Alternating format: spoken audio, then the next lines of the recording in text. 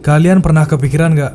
Gimana kalau tiba-tiba pabrikan motor lokal seperti VR atau SMK dari Indonesia mengakuisisi atau beli Ducati dan Lamborghini? Rasanya seperti mustahil kan? Tapi itu beneran kejadian di industri otomotif dunia. Namanya Geely, pabrikan asal Cina. Bukan cuma masuk pasar global, tapi mereka juga beli merek-merek besar seperti Volvo, Lotus, bahkan sebagian saham di Mercedes-Benz. Dan bahkan juga ada merek motor yang baru banget datang ke Indonesia, yaitu QG Motor dan Benelli. Nah, Benelli ini meskipun memiliki warisan Italia yang kuat, kini berada di bawah naungan Xianjiang Group, yang merupakan bagian dari Geely Holding Group ini. Dan yang lebih mengejutkan lagi, karena tertarik dengan kelapa sawit, Geely Holding Group juga bersiap kembali ke Indonesia dengan rencana investasi besar di sektor kendaraan listrik. Nah, apa yang bikin Geely berhasil mengubah peta otomotif dunia? Apakah karena Cina itu gudangnya uang? Atau ini soal strategi yang gak kita bayangkan sebelumnya? Atau ada permainan licik di belakang layar? Sepertinya pabrikan Jepang di Indonesia akan makin gelisah keringat dingin, karena bapak dari produk-produk Cina di Indonesia akhirnya datang juga. Selama ini produk Jepang makin khawatir bersaing dengan produk mobil atau motor Cina. Sekarang bapaknya malah ikut main ke sini. Ini berat jatuh ketimpa tangga. Nah, kita bongkar strategi dan perjalanan Geely dan kenapa mereka bisa menjadi pemain besar di dunia, sambil membayangkan SMK melakukan hal yang sama.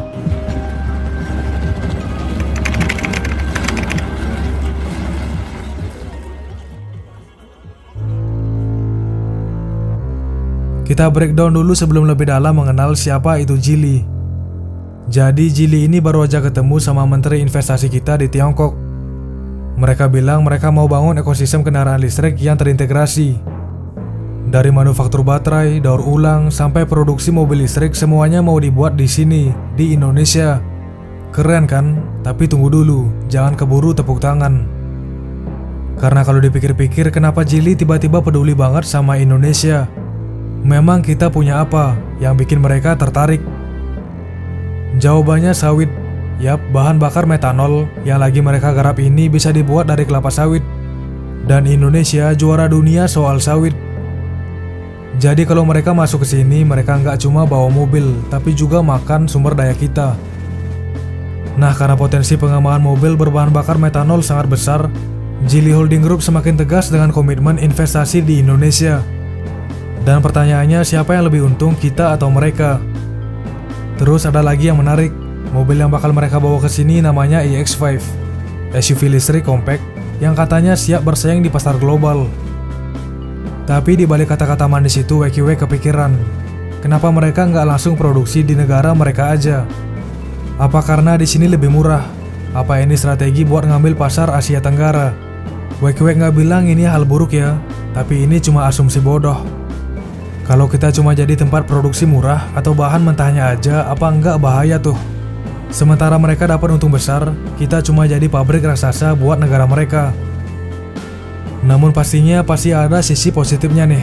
Ekonomi lokal juga tentunya akan melambung pesat. Mulai dari lapangan pekerjaan sampai kita bisa belajar teknologi sama Geely, yang mana menjadi manfaat lain dengan kedatangan mereka ke sini. Nah, jadi mereka juga bisa transfer teknologi ke negara kita. Yang jelas ini akan menjadi win-win solution.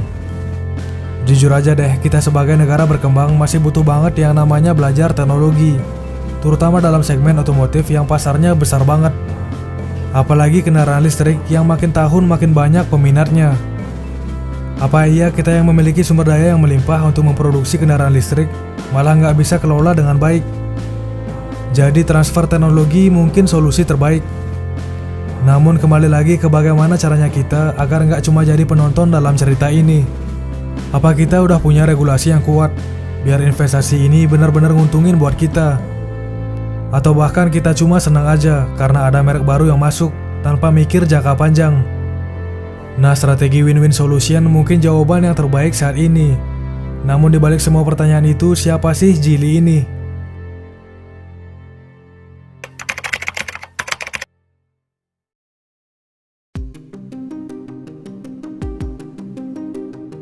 Nah, kita throwback lagi ke siapa sih Geely ini. Berani-beraninya mereka ikut campur di pasar otomotif Indonesia, bahkan dunia. Geely, mungkin nama ini terdengar biasa bagi kebanyakan orang, terutama di luar Cina. Tapi siapa sangka perusahaan ini telah melakukan langkah besar yang mengubah peta industri otomotif dunia. Zhejiang Geely Holding Group Company, yang kita kenal sebagai Geely, yang dalam bahasa Cina artinya laki atau keberuntungan. Di balik berbagai cerita investasi besar bahkan mencaplok produk-produk premium, Geely bahkan dimulai dari sesuatu yang jauh berbeda. Berdiri pada tahun 1986 di Hangzhou, Cina oleh Li Shufu, Geely awalnya bergerak di sektor manufaktur barang-barang lain, termasuk peralatan rumah tangga. Perusahaan ini bahkan memproduksi kulkas sebelum akhirnya memutuskan untuk masuk ke dunia otomotif pada tahun 1997. Namun perjalanan Geely tidaklah mudah. Ketika mereka mulai memproduksi mobil, fokus utamanya adalah pasar domestik Cina. Pada masa itu, mobil buatan Geely dianggap kurang menarik secara desain dan kurang canggih secara teknologi. Dengan kata lain, mereka bukan pesaing serius di pasar internasional. Tapi Li Shufu, pendiri Geely, punya visi besar. Dia pengen Geely menjadi pemain global. Langkah besar pertama Geely dalam merealisasikan ambisi globalnya terjadi pada tahun 2010. Saat itu Geely membuat kejutan besar dengan membeli Volvo dan Ford Motor Company senilai 1,8 miliar US dollar. Perusahaan otomotif Amerika Ford menjual Volvo yang terkenal sebagai merek kendaraan yang eksklusif dan aman kepada perusahaan otomotif yang relatif tak dikenal asal China. Mungkin kalian mikir kenapa Volvo? Karena Volvo itu punya teknologi safety dan desain yang udah diakui dunia. Tapi Volvo waktu itu lagi lesu, kayak motor tua yang kehabisan oli. Nah, Geely ngelihat peluang ini. Volvo yang sedang berada dalam kondisi yang kurang baik secara finansial diakuisisi oleh Geely. Akuisisi ini menjadi langkah strategi bagi Geely untuk mendapatkan teknologi, keahlian desain, dan reputasi global yang selama ini mereka butuhkan. Jadi Geely ini seperti sudah memprediksi ke depan. Jika ada perusahaan yang berpotensi tapi lagi terpuruk, langsung diakuisisi. Kayak SMK misalnya nih ya, SMK lagi terpuruk, mungkin aja diakuisisi sama Geely. Tapi yang dicari Geely adalah untuk mendapatkan teknologi, keahlian mendesain, dan reputasi global yang selama ini mereka butuhkan. Namun uniknya Geely tidak mengubah Volvo menjadi versi Cina. Sebaliknya mereka menjaga Volvo tetap independen, dengan manajemen terpisah dan basis operasional di Swedia. Geely bahkan mendukung Volvo untuk membangun pabrik dan pusat penelitian di Cina, sehingga merek tersebut bisa memanfaatkan pasar domestik Cina yang besar.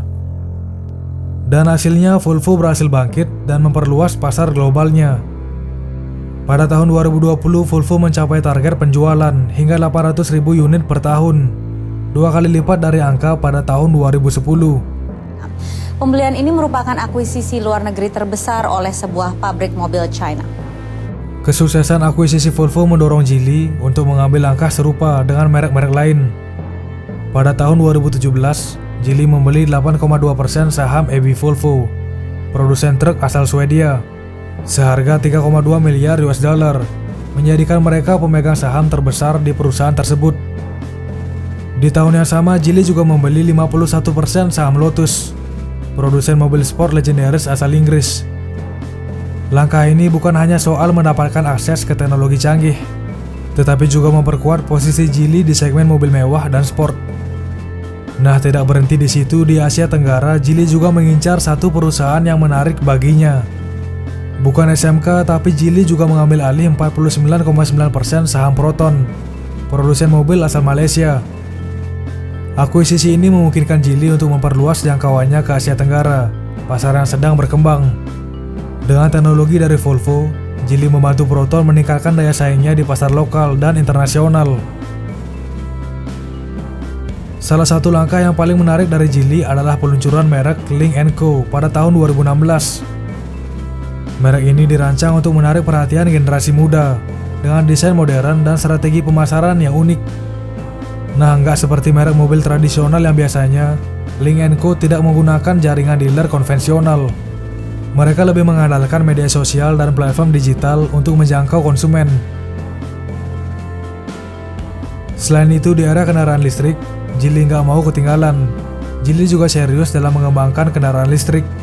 Mereka meluncurkan merek Geometry pada tahun 2019 yang berfokus pada mobil listrik dengan desain futuristik dan kemampuan jarak tempuh yang kompetitif. Geely bahkan bekerja sama dengan Daimler, induk Mercedes-Benz, untuk mengembangkan kendaraan listrik kecil melalui merek Smart. Strategi Geely juga mencakup pembangunan pabrik di berbagai lokasi strategis. Di Amerika Serikat, mereka mendirikan pabrik Volvo di Carolina Selatan untuk memproduksi model-model premium. Di Eropa, mereka membangun fasilitas produksi kendaraan listrik di Slovakia dengan target kapasitas awal 250.000 unit per tahun untuk memenuhi permintaan pasar Uni Eropa. Pabrik ini direncanakan mulai beroperasi pada tahun 2026. Nah, cerdasnya Geely nggak cuma mengandalkan ekspor, mereka bangun pabrik di negara-negara strategis seperti Eropa, Cina, dan bahkan Amerika Serikat. Dan saat ini di Asia Tenggara, Indonesia menjadi tujuan investasi Geely Group ini. Kalian setuju nggak nih? Dengan membangun pabrik di negara-negara strategis, ini mengurangi ketergantungan pada ekspor dan menghindari tarif impor yang tinggi. Geely tidak hanya fokus pada produksi, mereka juga berinvestasi besar-besaran dalam riset dan pengembangan. Hal ini terlihat dalam pengembangan platform kendaraan modular seperti Compact Modular Architecture atau CMA yang memungkinkan mereka memproduksi berbagai jenis kendaraan dengan biaya lebih efisien.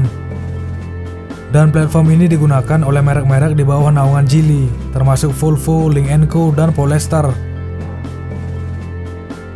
Nah, sampai saat ini mereka terus berinovasi. Mereka fokus pada pengembangan teknologi kendaraan listrik dan otonom, serta baterai berperforma tinggi. Dengan akuisisi terbaru seperti 7,6% saham Aston Martin pada tahun 2023, Geely menunjukkan bahwa mereka terus memperluas cakupan bisnisnya agar tidak ada sentimen lagi dengan produk Cina. Geely juga mendapat dukungan dari pemerintah Cina melalui inisiatif Made in China 2025 yang bertujuan untuk meningkatkan kualitas manufaktur di berbagai sektor. Nah, sebagai salah satu perusahaan yang dianggap strategis oleh pemerintah, Geely mendapat keuntungan dari kebijakan yang mendorong investasi asing langsung dan pengembangan teknologi.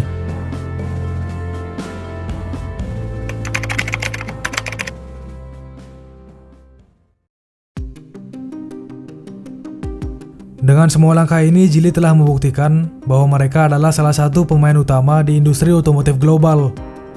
Dari perusahaan yang awalnya hanya dikenal di pasar lokal, mereka kini menjadi simbol kesuksesan strategi akuisisi dan inovasi teknologi. Nah, pertanyaannya, apakah strategi ini bisa ditiru oleh perusahaan otomotif di Indonesia? Misalnya, apakah mungkin pabrikan seperti SMK bisa menggunakan pendekatan yang sama? Bagaimana menurut kalian? Diskusikan di kolom komentar. Dan bagaimana pendapat kalian tentang investasi Geely ke Indonesia? Tulis pendapat kalian di kolom komentar video ini. Dan subscribe WeQuake jika teman-teman suka dengan lifestyle otomotif. Terima kasih. Perusahaan otomotif Amerika Ford menjual Volvo yang terkenal sebagai merek kendaraan yang eksklusif dan aman kepada perusahaan otomotif yang relatif tak dikenal asal China.